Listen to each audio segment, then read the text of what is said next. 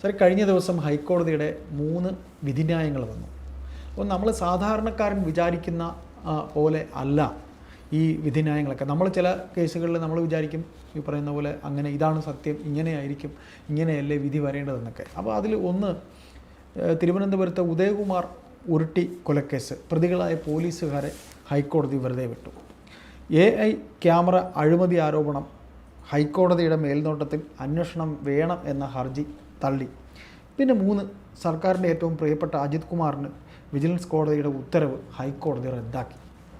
അപ്പോൾ ഇതിന് ഈ 3 കേസുകളുടെയും വിധി നോക്കുമ്പോൾ ഒരു സാധാരണ പൗരനെന്ന രീതിയിൽ നമുക്കിതിൽ നിന്ന് എന്താണ് മനസ്സിലാക്കാൻ കഴിയുന്നത്? നമ്മുടെ നിയമവ്യവസ്ഥയുടെ ശക്തിയും ദൗർബല്യവും ഒരുപോലെ വെളിച്ചത്ത് കൊണ്ടുവരുന്ന വിധികളാണിത്.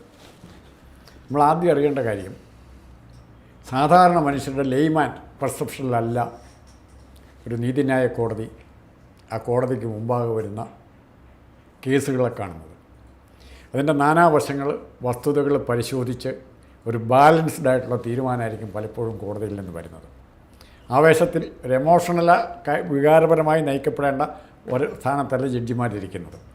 അതുകൊണ്ട് ഈ വന്നിരിക്കുന്ന 3 വിധികളും പ്രത്യക്ഷത്തിൽ പിണറായി വിജയൻ അനുകൂലമാണെന്ന് തോന്നാമെങ്കിൽ പോലും ഇത്തരം എല്ലാ വശങ്ങളും പരിഗണിച്ചിട്ടായിരിക്കും ഇത്തരം വിധി വന്നിരിക്കുന്നത്. ഉരുട്ടിക്കൊലക്കേസ് പ്രമാദമായ കേസായിരുന്നു, വളരെ പ്രമാദമായ കേസായിരുന്നു. ഇന്നലെ ആ സ്ത്രീയുടെ കരച്ചിൽ കണ്ടാൽ, അമ്മയുടെ കരച്ചിൽ കണ്ടാൽ ഇതൊന്നും കോടതി കാണുന്നില്ലേ എന്ന് നമുക്ക് തോന്നും. അമ്മ പറയുന്ന ഒത്തിരി കാര്യങ്ങളുണ്ട്. സ്വന്തം മകൻ്റെ കാര്യത്തെക്കുറിച്ച് ആ അമ്മ എടുക്കുന്ന ഉത്കണ്ഠ കോടതി കാണുന്നില്ലേ എന്ന് സ്വാഭാവികമായി തോന്നും.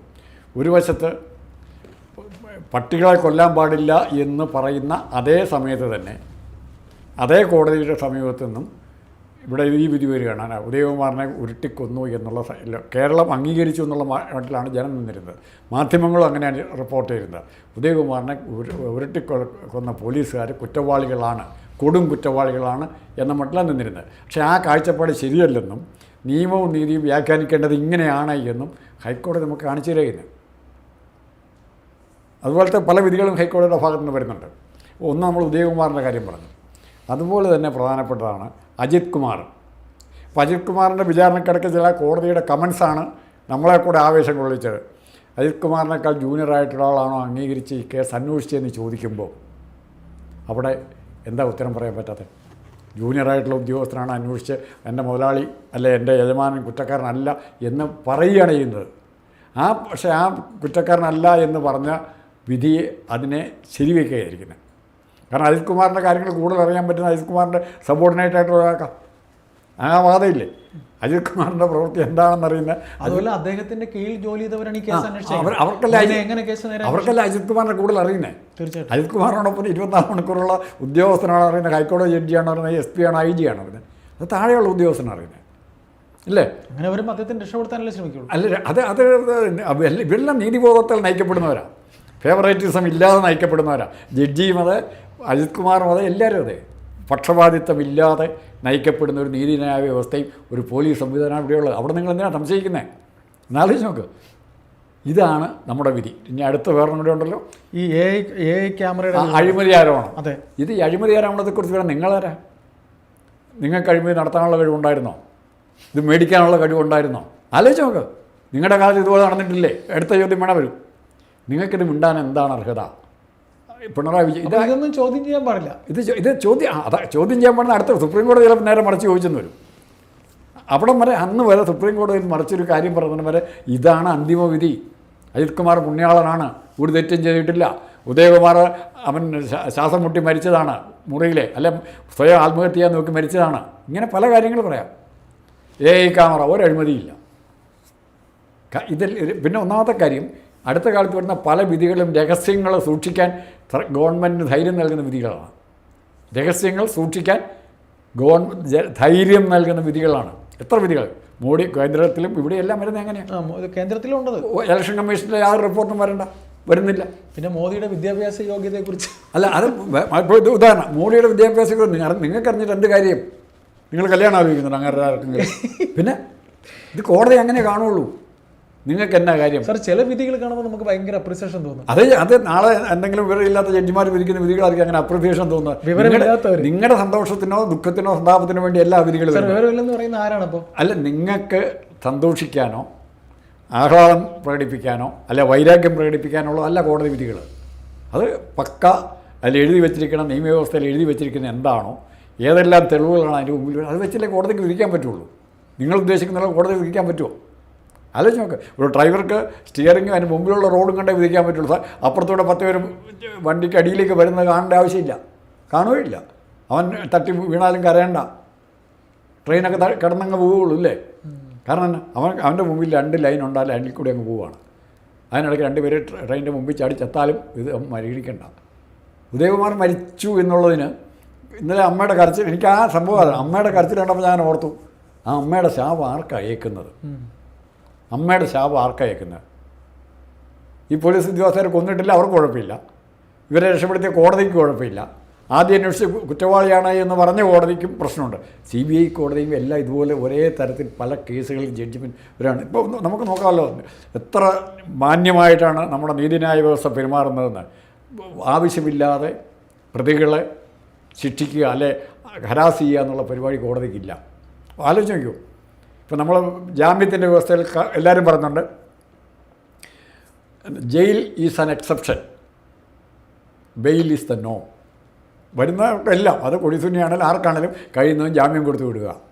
വളരെ ചുരുക്കം കേസുകളിൽ മാത്രമേ ജാമ്യം നിഷേധിക്കാവുള്ളൂ എന്ന് കോടതി തന്നെ പറഞ്ഞിട്ടുണ്ട്. Bail is an normal course അല്ലേ. ആ വിധി അത്തരം കാഴ്ചപ്പാട്. ഇപ്പോൾ പിണറായി വിജയൻ്റെ കാര്യം തന്നെ എടുത്തു. ലാവലിംഗ് കേസ് എത്ര വർഷമായി ഉണ്ടോ? അത് ആ ലാവലിംഗ് കേസിനൊക്കെ നിങ്ങൾക്ക് പ്രശ്നം എന്നാന്ന് വെച്ചാൽ, ഈ ലാവലിംഗ് കേസ് നീട്ടിവെക്കുന്നതൊക്കെ തെറ്റാന്ന് തോന്നുന്നുള്ള നിങ്ങളുടെ മനസ്സിലുള്ള പരിഹാസം ഇത്. 41 പ്രാവശ്യം ഇനി ഒരിക്കലും അവധി കൊടുക്കുക എന്ന് പറഞ്ഞാൽ അതേ സുപ്രീം കോടതി തന്നെ പിന്നെയും നീട്ടി വെച്ചുകൊണ്ടിരിക്കുക. CBI തന്നെ ആവശ്യപ്പെടുകയാണ്. അത് കാണുമ്പോൾ ഉള്ള നിങ്ങളുടെ അമർഷം പരിഹാസമാണ് ഇവിടെ ഈ കേസിലും ബാധിക്കുന്നത്. അങ്ങനെ ആയിരിക്കുമോ? പിന്നെ നമ്മുടെ സംശയം ജനിക്കുന്ന എവിടെയാണെന്ന് വെച്ചാൽ, സിംഗിൾ ബെഞ്ച് വിധിക്കുന്ന വിധി ഡിവിഷൻ ബെഞ്ച് അസ്ഥിരപ്പെടുത്തും, അല്ല ഡിവിഷൻ ബെഞ്ച് വിധിക്കുന്ന വിധി ഫുൾ ബെഞ്ച് അസ്ഥിരപ്പെടുത്തും. ഇത് രണ്ടും ഹൈക്കോടതി അല്ലെ സുപ്രീം കോടതി ചെല്ലുമ്പോൾ ഇത് തന്നെ സ്ഥിതി. അപ്പോൾ ഈ ആരാണ് നിയമം അപ്ലൈ ചെയ്ത് വിധി പറഞ്ഞിരിക്കണത് എന്നുള്ളൊരു സംശയം നമുക്കുണ്ടാവും. അതിൻ്റെ കാരണം ഈ എന്ത് പശ്ചാത്തലത്തിൽ ഈ വിധി വന്നു എന്ന് വിശദീകരിക്കുക എന്നുള്ളത് ജഡ്ജ്മെൻറ്റ് മാത്രമല്ല, സാധാരണക്കാർക്കൊന്നും വായിച്ചാൽ മനസ്സിലാകുകയില്ല. ഇത് വിശദീകരിക്കാൻ ഇപ്പം മന്ത്രിസഭാ യോഗം കഴിഞ്ഞ് മുഖ്യമന്ത്രി കുറേ കാര്യങ്ങൾ വിശദീകരിക്കും. തീരുമാനങ്ങൾ എല്ലാവരും പറയില്ല, പക്ഷേ തീരുമാനങ്ങളെക്കുറിച്ച് പൊതുവായിട്ട് ആരെങ്കിലും വിശദീകരിക്കും. അതുപോലെ ഹൈക്കോടതിയിൽ 1-2 ഉദ്യോഗസ്ഥന്മാരെ സീനിയർ അഡ്വക്കേറ്റ്സിനെ ചുമതലപ്പെടുത്തി ആ വിധിയിലേക്ക് വന്ന വഴികളും ജനങ്ങൾക്ക് മനസ്സിലാകത്തക്ക രീതിയിൽ. ഒരു കൊലപാതക കേസ് വരുന്ന പ്രതിക്ക് ജാമ്യം കിട്ടുന്നില്ല, അതേ സാഹചര്യത്തിൽ വേറൊരു പ്രതിക്ക് ജാമ്യം കിട്ടുന്നു. ഇത്തരം ഒത്തിരി കോൺട്രഡിക്ഷൻസ് ഉണ്ട് കോടതികളുടെ അപ്രോച്ചിൽ. നമുക്ക് കോൺട്രഡിക്ഷൻ എന്ന് തോന്നാവുന്ന ഒത്തിരി കാര്യങ്ങളുണ്ട്. ഇത് വിശദീകരിക്കാൻ ബന്ധപ്പെട്ട അവിടെ പബ്ലിക് റിലേഷൻസ് ഓഫീസറോ ആരെങ്കിലും ഉണ്ടായിരിക്കണം. അത്യാവശ്യം ഒരു പത്രസമ്മേളനം പോലെ പ്രധാനപ്പെട്ട വിധികൾ, അത് എസ്പെഷ്യലി മന്ത്രിമാരും ഗവൺമെൻറ്റും ഉൾപ്പെട്ട കേസുകളിലെ വിധികൾ നാട്ടുകാരറിയണം. നമ്മുടെ കാശ് കൊണ്ടാണ് വർക്ക് ചെയ്യുന്നത്. ആ കാശ് മേടിച്ചിട്ടാണ് കോടതിയിലേക്ക് വരെ പൈസ വരുന്നത്. ഇതിനറിയണ്ടേ ഉദയകുമാറിന് എന്ത് സംഭവിച്ചു, യഥാർത്ഥമാണോ, എന്തുകൊണ്ടാണ് പോലീസുകാർ കൊന്നിട്ടില്ല എന്ന് പറഞ്ഞത് തെളിവില്ല എന്ന് പറയാം. പോലീസ് പിന്നെ ആരാ കൊന്നിരിക്കുന്നത് അത് അന്വേഷിക്കണ്ടേ? ആ ഓർഡറിലുണ്ടോ? അത് പുനരന്വേഷണം നടത്തി യഥാർത്ഥ കുറ്റവാളികളെ ശിക്ഷിക്കണം എന്നുള്ള വാക്കുകൂടി ഉണ്ടായിരുന്നെങ്കിൽ ആ വിധി ഗംഭീരമായിരുന്നേ. പുനരന്വേഷണം നടത്തി കുറ്റവാളികളെ ശിക്ഷിക്കണം എന്നൊരു വാക്കുകൂടി ഉണ്ടെങ്കിൽ ഇവരല്ല ഇപ്പോൾ പറഞ്ഞ പോലീസുകാരല്ല കൊന്നിരിക്കുന്നത്. പോലീസ് സ്റ്റേഷൻ വെച്ച് മരിച്ചയാളെന്ന് കോടതിക്ക് അഭിപ്രായമുണ്ടോ? ഇത്തരം കാര്യങ്ങൾ നമുക്ക് സംശയമുണ്ട്. ഇത് വിശദീകരിക്കപ്പെടേണ്ടേ? തീർച്ചയായിട്ടും. ഇത് തന്നെയാണ് അഴിമതി കേസ്. അഴിമതി കേസ് AI ക്യാമറ എങ്ങനെ വന്നു, എങ്ങനെ ഫങ്ഷൻ ചെയ്യുമെന്ന് നമുക്കറിയാം. തെറ്റായിട്ട് വർക്ക് ചെയ്യാത്ത സ്ഥലങ്ങളുണ്ട് പല ട്രാഫിക് സെക്ഷനിലും.